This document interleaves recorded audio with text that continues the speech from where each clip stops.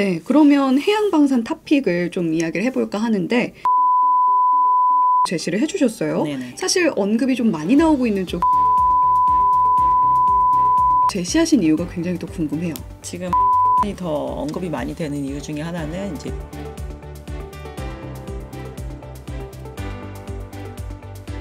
네, 안녕하세요. 월가워즈 빅터뷰 시청자 여러분. 오늘은 조선의 국모님을 모시고 오늘 대한항공의 조선 이야기를 좀 딥하게 나눠보려고 합니다. 신영증권의 엄경아 연구위원님 모셨습니다. 어서 오세요. 안녕하세요.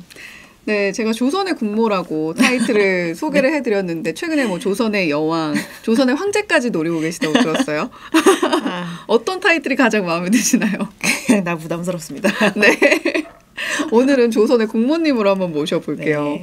자, 본격적으로 이야기 들어가서 사실 최근에 조선주도 흐름이 상당히 좋잖아요. 그 시작이 아마 뭐 트럼프 당선인이 당선 직후에 한국의 조선업을 콕 집어서 도와달라 이런 코멘트를 낸 데서 좀 본격적인 상승 랠리가 시작되지 않았나 싶어요. 네네. 이렇게까지 한국 조선 쪽에 러브콜을 보낸 이유가 뭘까요?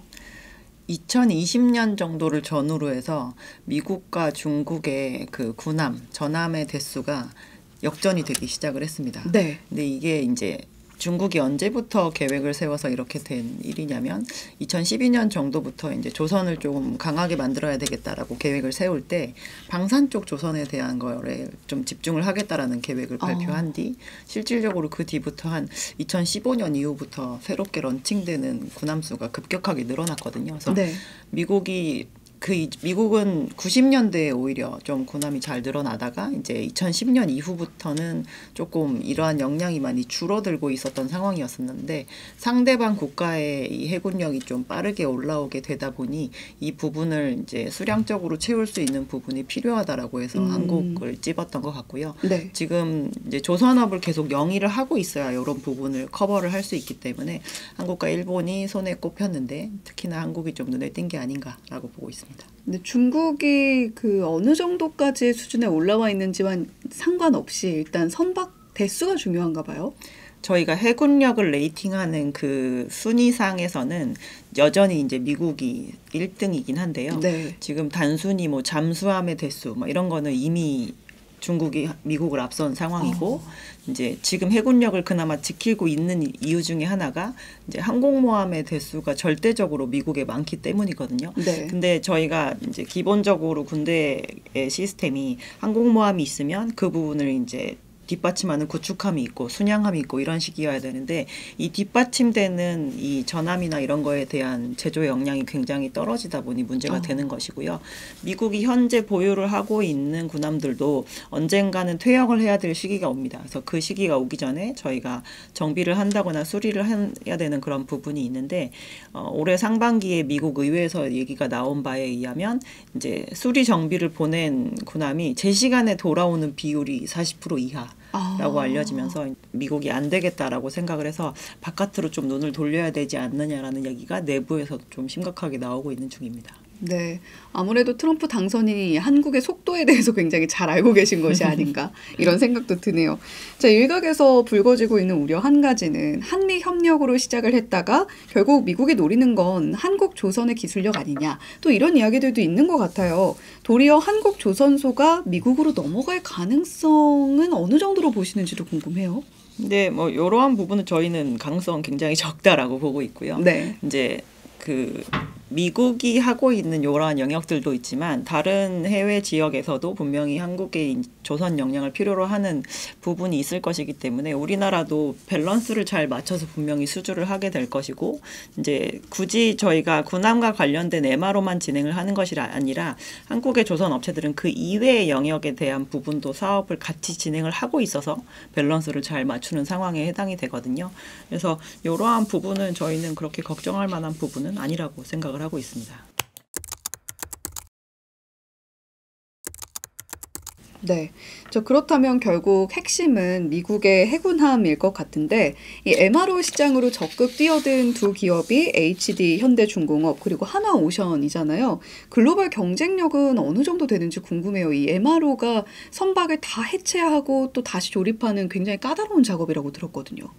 일단 한국의 해군력 자체가 글로벌 지금 랭킹 5위에 들어와 있는 상황이고요. 네. 우리나라 해군이 필요로 하는 그러한 수상함이나 구축함 같은 거를 지금 다 만들고 있는 상태에 해당이 되기 때문에 우리는 방산과 관련된 제조도 지속적으로 진행을 했었고 중간중간 필요로 한 창정비나 아니면은 뭐 이제 무기체계 업그레이드 막 이런 것들도 다 진행을 해왔었기 때문에 이 무기 자체에 대한 기술력은 이미 보유를 하고 있고 특히나 이제 지금까지 꾸준하게 계속 해왔기 때문에 그 사업에 투입된 인력이 항상 있었고 사업장도 그 인프라가 큰 사이즈로 해서 유지가 돼 왔다라는 점이 저희가 봤을 땐 좀 중요하지 않나라고 보고 있습니다. 자, 지금 캐나다 관련해서도 좀 여쭤보고 싶은 게 있는데 순찰 잠수함 프로젝트에 일본이 입찰을 포기했다. 또 이런 소식이 주말 사이에 들려왔잖아요.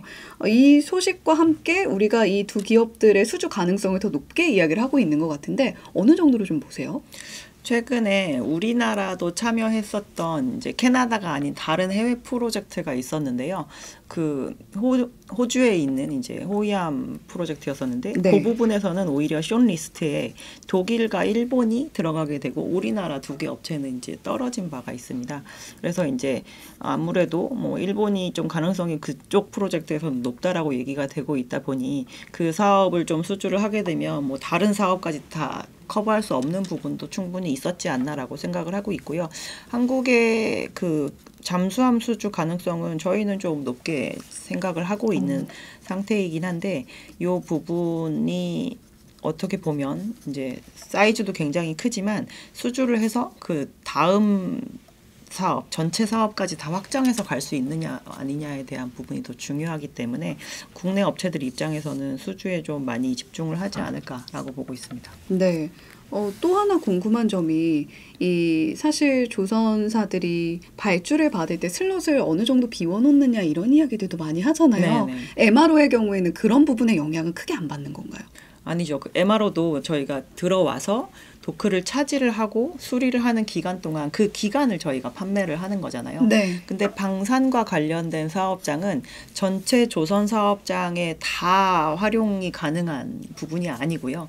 방산과 관련된 사업장만 활용을 할 수가 있습니다. 그래서 저희가 수주를 할 때 만약에 이제 뭐 캐나다 사업을 수주를 했는데 그거와 동일한 시기에 뭔가 다른 주체가 또 필요로 하는 프로젝트가 있다라고 한다면 그 부분은 또 이제 실주를 하게 될 수밖에 없는 그런 상황이 되겠죠. 그래서 일본이 캐나다 사업의 경우에는 포기를 한 그런 것이다. 가능성도 있지 않을까라고 생각해 볼 수 있습니다.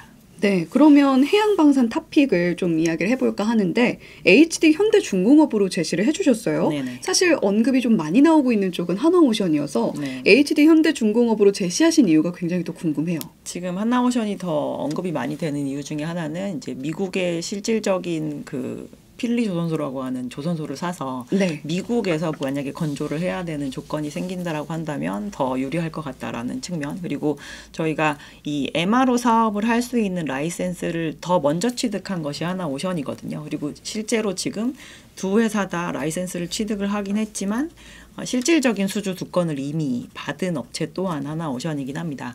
근데 저희는 어떠한 영역이 되었건 조선 업체들이 이제 사업을 좀 늘릴 때 주의해야 되거나 조심해야 될 부분 중에 하나는 저희가 그만큼 새로운 사업에 투자를 시작했으면 그 사업체가 꾸준하게 잘 돌아갈 수 있을 만큼의 수주를 계속 받을 수 있다라는 좀 개런티가 되어야지 저희가 투자한 거 대비 성과가 나올 수가 있거든요. 네. 근데 하나오션의 지금 행보는 사실 굉장히 방산에 많이 올인하는 편입니다. 그룹 자체가 워낙 지상방산이나 이런 거에 대한 투자도 많이 진행을 하고 있어서 그래서 일반적인 그 조선에 대한 투자보다는 향후의 성장성을 지금 다 조선 쪽도 이제 해양방산에 많이 투자를 하겠다라는 기조로 가고 있는데 이 사업 자체가 굉장히 이 기다림의 기간이 긴 사업이거든요. 저희가 사업의 그 기간 자체도 그냥 일반적인 상선은 이제 발주해서 받기까지 뭐 한 3년 요 정도인데 실제로 만들어지는 기간은 뭐 12개월이고 그 앞에 받았던 수주들 때문에 이제 3년이나 걸리는 것이지 계획이 어느 정도 이제 순차적으로 돌아가는 부분이 있는데 방산 사업 같은 경우는 하나의 프로젝트들이 보통 막 이렇게 10년, 5년, 8년 막 이 정도의 기간을 가지고 진행이 되고 중간에 진행을 하다가 변경이 되는 경우도 굉장히 많습니다. 그래서 이제 첫 발을 들일 때 어느 정도 조심성을 가지고 들어갈 수 있느냐가 저희는 좀 중요하다라고 생각을 해서 기존의 다른 사업에 대한 투자도 열심히 잘 하고 있고, 그리고 방산에 대한 부분도 이제 국내 사업을 통해서 워낙 잘 소화를 하고 있는 부분이 있어서 HG현대그룹을 더 추천을 해드립니다. 자, 그렇다면 이제 중국 이야기로 좀 넘어가 볼게요. 양으로 봤을 때는 글로벌 수주를 사실상 쓸어가고 있잖아요. 네네. 내년도 국내 조선사는 어떻게 좀 대응을 해야 되는가, 이런 전략적인 이야기도 많이 나오고 있는데, 고부가 가치 위주의 선별 수주로 대응을 해야 되는가, 이런 이야기도 언급이 되고 있는 것 같아요. 뭐 지금 이제 소위 저희가 얘기하는 중국이 수주하고 있는 저부가 가치 선박들은 대체적으로 원자재 수송선들에 해당이 됩니다. 탱커나 네. 벌커와 같은. 근데 이제 이거를 중국이 잘한다고 해서 저희가 우리도 그럼 저것도 해야지라는 식으로 경쟁할 필요는 저희는 없다라고 생각을 하고 있고요. 그러기에는 국내 조선 업체들의 전체적인 볼륨적 역량이 막 전 선종을 다 커버할 수 있을 만큼 그렇게 많지도 않고, 저희가 똑같은 기간 동안 건조라는 작업을 하면서 더 발생할 수 있는 매출이 적은 프로젝트에까지 이렇게 목을 맬 정도의 그런 상태는 아니기 때문에 저희는 똑같은 방식의 경쟁, 과당 경쟁으로 갈 필요는 없다라고 보고 있고요. 지금 시장에 고부가 가치 선박이면서 이제 친환경적인 그 규제가 강화됨에 따라서 필요로 하고 있는 그 교체 수요가 굉장히 많이 있습니다. 우리나라가 주력적으로 많이 하는 제품에 대한 교체 수요가 풍부하게 많은 상태이기 때문에 네. 지금 잘하고 있는 걸 좀 잘 그 대응을 하고, 향후에도 저희가 국내 조선 업체들에 종사하시는 분들이랑 중국 얘기를 해보면 이런 얘기를 하시거든요. 한 번도 우리는 입찰에 메뉴판에 옛날 배의 그 메뉴를 그대로 들고 나간 적이 없다. 언제나 새 메뉴판을 제시를 했고, 선주들이 그거에 대해서 보고 선택을 할 때 우리가 제일 먼저 선택지가 될 수 있었던 거는 지금까지 언제나 멈추지 않았던 R&D였다고 생각한다라고 얘기를 해주셨거든요. 그래서 그 부분을 계속 이어간다라고 한다면 저희는 경쟁력이 이어질 수 있다라고 보고 있습니다. 네, 양으로 승부하는 중국이냐, 질로 승부하는 한국이냐 했을 때 계속해서 혁신을 거듭을 하고 있다라는 부분 체크를 해주셨고요. 중국 선박에도 K 엔진이 들어간다, 이런 이야기들이 나와요. 수요 급증의 선박 엔진 업체들의 실적도 서프라이즈로 나타나는 모습을 이번 분기에 보여주기도 했는데, 주가 측면에서의 상승 여력은 얼마나 남아있다고 보시는지요? 우리나라의 완성 조선 업체들은 아마 내년 정도까지가 배를 단순히 더 많이 만드는 걸로는 끝일 겁니다. 그 다음부터의 성장성은 더 비싼 배를 만드는 걸로 인한 성장성만 구하게 될 텐데요. 네. 오히려 이런 기자재 업체들은 국내에 있는 조선 업체에게도 판매하기도 하지만 외부에 있는 고객에게 판매를 함으로 인해서 어떻게 보면 약간 매출에 대한 포지션은 더 열려있는 상황이라고 볼 수가 있는데요. 최근에 중국에 있는 민간업 조선업체 두 군데가 증설을 했습니다. 하나는 양쯔장 조선소라고 하는 곳이고, 하나는 뉴타임즈 조선소라고 하는 곳인데 도크를 이제 하나씩 늘린 상태이고요. 근데 중국에서 이제 일부 이렇게 증설을 진행하거나 이런 업체들이 그 배에 들어가는 기자재 밸류 체인까지 다 챙겨가면서 증설을 하지 않고 있습니다. 그래서 요즘에 보면 한국도 생산량이 22 대비 23, 23 대비 24가 지금 늘어나고 있는데 중국도 지금 마찬가지거든요. 네. 그래서 요즘에 기자재 업체들 사업 보고서 잘 뜯어보시면 작년보다 중국향 수출 매출 비중이 많이 올라온 거를 많이 확인하실 수 있습니다. 근데 거기에서 지금 제일 중요한 게 엔진인데, 그래서 중국 투자자분들이 한국에 탐방 오셔가지고 그 엔진에 들어가는 뭐 크랭크샤프트나 막 이런 것들 너네 어떻게 수급받고 있니? 이런 걸 굉장히 많이 물어보신다고 하더라고요. 그래서 엔진사들 같은 경우는 내년 내후년까지도 굉장히 추가로 더 그 밑뚜껑이 열려 있는 상황을 많이 확인하실 수 있지 않을까 싶습니다. 네, 엔진이라고 하면 어쨌거나 선박의 심장이라고 할 수 있잖아요. 그렇죠. 빠르게 좀 기술력이 따라오기가 어려운 부분이 있기 때문에 한국의 이런 기자재 쪽을 더 선호하는 건가요? 엔진 같은 경우는 저희가 거의 유일하게 선주가 저 엔진 써주세요라고 지정까지 하는 그런 굉장히 중요한 메이커거든요. 그래서 네. 갑자기 어느 순간 이렇게 하늘에서 떨어진 다른 신규 메이커가 시장에 비집고 들어가기엔 굉장히 어려운 그런 제품 중에 하나입니다. 예, 이런 의미에서 조선사들보다도 엔진 쪽은 확실히 더 상방이 열려 있을 것이다 라는 관점을 제시해 주신 것 같고요.